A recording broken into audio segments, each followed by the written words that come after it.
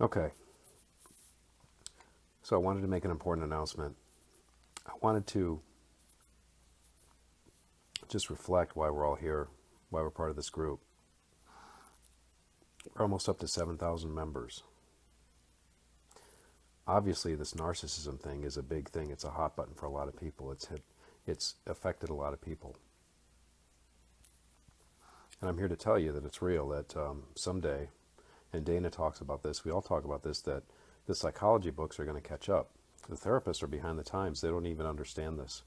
Or if they do, they don't really have a good grasp of it. They haven't figured out how to get the insurance companies and everybody involved and on the same page with the whole narcissism thing, and that, maybe we're not the problem, right?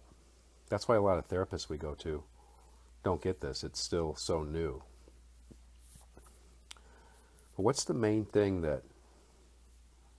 the one thing that you have control over, the one thing that so many of you, if you just did this one thing, would help you so much? We can talk about all the strategies about, what to say to them or how to get back at them, get revenge. But I want to ask you, what's the one thing that you can do that you have control over, probably more control than you realize? And the one thing that you can do, this is what this video is all about.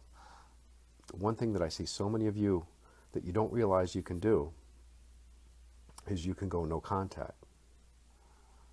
That's the one thing that you have complete control over. And and I'm talking to some of you out there that are like, well, you don't understand. See what some of you will do is you'll hear that and you'll think, well, that doesn't apply to me.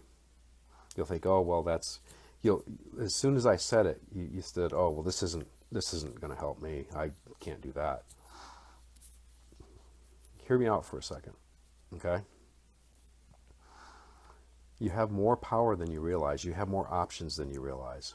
You've been limited by your beliefs, most likely from the narc, who told you that you can only get their way of thinking, you can only get validated by them.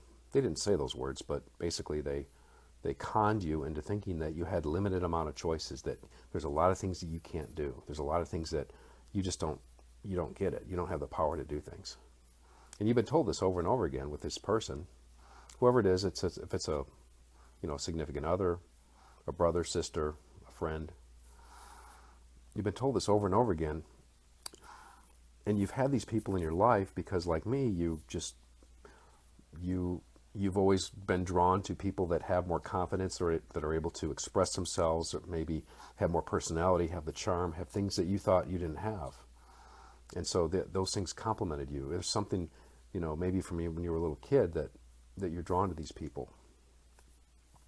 And so what I'm going to tell you is that the one thing that you can do that would solve so much of your problems is to go no contact. And again, if you think, oh, well, that can't be me, it can be. I'm going to read some things to you that I wrote down. And this is probably going to be for another 5 or 7 minutes. And I just want you to think about it. And maybe if you can act on it, that's going to be the best thing that you can do all day today, okay? Here's things I see. Well, you just don't understand. My situation's unique. I mean, I live with a guy, what would my parents think? The narc would smear me. Okay, these are all things, you still have to do it anyways, okay? What would my sister think? What would my brother think? That's fear, okay? That fear, if you can get through that fear, you can get through that fear, okay?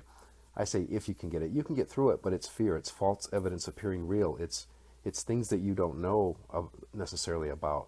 But I'm here to tell you, getting through that is going to be a hell of a lot better than going through another 1 year or 6 months or even 2 weeks with this person that is tearing you down, okay? Fear of what others would think. The validation, what will they do? Will they smear me? But we live together. And what I'm here to tell you is that fear that you're thinking, well, if I go no contact, the repercussions, oh my God, the repercussions. What I'm here to tell you is the repercussions are going to be worse if you stay with that person. From everybody I've seen here, the people that go no contact and then they go back, or the people that stay and wish they would have got out 5 years earlier or 2 years earlier when they found out, when they saw that mask slip, those are the people that are here to tell you, you want to do it now, you want to do it soon. And if it's money, okay, what's your health worth? What's your sanity worth? You know, I mean, if you end up in a mental hospital, I think it's about, as I saw, I think it's about $3,000 a day. Yeah, I mean, health insurance covers it, but they only cover it for some states it's 10 days or whatever. So what's your sanity worth? What's showing your kids how you want your kids to be? Do you want your kids to have the same behavior you have, living in that fear? Or do you want them to see, hey, mommy had to do this or daddy had to do this. We had to get rid of a healthy person. Not get rid of, but you know, look, there's ways to address these things. There's people on here that have a lot of experience doing this. There's lots of books on it. There's ways to do it. There's ways to gray rock, okay? So maybe you don't go no contact, but at least you gray rock. You know, I lived with mine for 4 months after we split up. It was the worst time. I mean, I had to lock the door because she would come in and erase my phone. She would like erase the text messages on my phone. These people just, they don't care. They don't have any remorse. They don't have any empathy. They don't care how you feel, all right? So once the mask is off and you're living with these people, oh my God. Ugh. I mean, there's strategies to do no contact when you're living with them, okay? There's things that you can do that you might not realize that you can do. When I lived with her for 4 months, I would basically figure out her work schedule. I would be around the kids when she's not there. As soon as she's there, I go out for a walk. I would basically avoid her the rest of the evening, go to the other room, lock the door, go to bed, get up, beat her up, with the kid. When I beat her up, I mean get ahead of her in the morning, wake up before her, get with the kids and everything. Basically, there's ways to avoid them. You don't have to engage with them. But what's going to happen, the minute you start doing the gray rock, you have to do it, almost have to do it slow, because you do it quick and they catch on to it.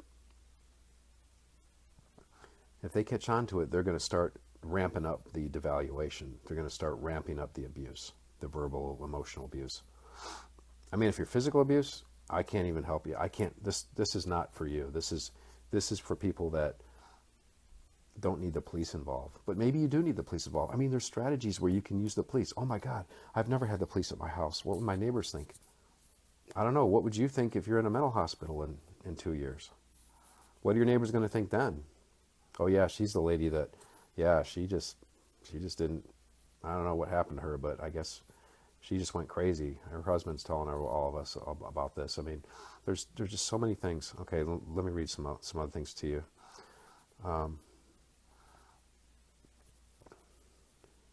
So maybe make a plan, okay? Maybe make a plan to go no contact. If you can break it off cold turkey, leave the narc, not even tell the narc where you're going, let that shock value kind of wear off so that their emotions kind of calm down. They're going to hold a grudge against you no matter what, okay? Even if you break up with them 5 years from now, they're still going to hold a grudge. Oh, you'll think they'll go after New Supply? Well, the minute they feel you pulling away, they're going to go after you again, okay? So when I say go after you, I mean try to pull you back into their little world, their illusion, because you were so good, right? That's why you're here. You're a good illusion player. You can play along with the illusion. Now you've seen through the illusion. Now you're here. Now you're here on this support site, and 6,000 others, and you're saying, holy crap, these people, there's something wrong with them. There is something wrong with them. It wasn't me. So you got that relief. Oh my God, it wasn't. So now take that relief that you have, take that wake-up moment and go, oh my God, so I thought they were this person, and now I'm realizing they're not. Now I want you to take that same aha moment and go, oh my God, I've got more power. I actually have control over me. I actually have control over me. They don't have control over me like I thought they did. If you can do that, bam, that's the secret. That's the recipe. That's the keys to the rest of your life, living how you want to live. You have more control than you realize. And I'm a guy, okay? So you think, well, he's a guy, he has more control. Look, I went through the same crap. almost there's some things about me that are special because I did get my validation from a woman. Because in our society, I'm not taught to speak out, okay? I'm taught to happy wife, happy life. What are you, a weak guy? You can't even control your woman or whatever. So the guys, we all struggle, okay? But yes, we have different struggles, but we're all here for the same reason. We have a problematic person in our life. Now, there's some things you want to address with yourself, but the first thing, the best thing, the only thing that you can do at first, I think, with all the information you have, the limited information, and you'll learn more, is go no contact. Because when you go no contact, you can learn more about yourself. You can take that time that you were getting abused, and you are. See, the thing is, we'll delude ourselves, right? We'll think, well, it wasn't this bad. Today's not going to be a bad day. We'll walk on those eggshells a little bit, and we won't think we're being abused. But there's so many little subtle things. There's hints. Look, these people have been doing this all their life. You can't figure them out. They're good at it. You're going to have to, in order to even see a part of it, to understand even a part of it, you're going to have to get the freak away from them. You're going to have to go no contact. And then when you gray rock, I would strongly encourage you that when you're around these type of people, that you watch a video called Observe, Don't Absorb. Observe, O-B-S-E-R-V-E, don't absorb. And that's where you learn a technique where you learn to detach from the emotions. You learn to take the abuse and to see the person as the person having the problem, not you. Like you don't absorb their mudslings, their threats, and their criticisms, okay? Because it's not your problem, it's their problem. Really think about this. Think about this. This is how healthy people think. If I'm talking to somebody and they have to defend themselves to me, or I have to defend myself to them, there's something going on there that's not healthy. Okay? What I do now is I just quietly make a mental note when I'm talking to somebody. I quietly make a mental note and I just don't talk to them again. I don't try to interact with them. I don't try to be Mr. Nice and well, I don't like this person, but I have to please everyone. You don't have to please everyone. That's what I'm saying. You don't have to please your brother, your sister, your parents. It's you. You have to live with your life. And I know I've heard these videos 1,000 times. I've seen all the memes on Facebook. It's you. You have control. I'm here to tell you, I know that, and I wish I could just like push a button and you'd see it, that you have so much more control over your life than you realize. And the first thing that you can do to take back that control is to go no contact. You've already taken the steps to get on this group, to see what other people are talking about. You're already realizing that, hey, maybe I don't know everything, okay? Trust me, from Uncle Joshy or whatever. Trust me. Go no contact and you'll see it gets better. It gets better. But, you know, and some of you have tried it. Oh, I've tried it. Oh, that's the other thing. I've tried it, right? Try it again, okay? Sometimes it takes 7 times. That's actually the average. Because sometimes you need to realize that when you go back, you get suckered back in. Well, maybe the problem is still there. You almost need the validation. You need the confirmation that this is a problem with this person. And so when you go back to them, you see it again. But what I would say is, if you can do it clean off, like peeling off a Band-Aid, do it quick and don't do it slow. And I'm going to drag this thing off. That's how you want to do it. So, anyways.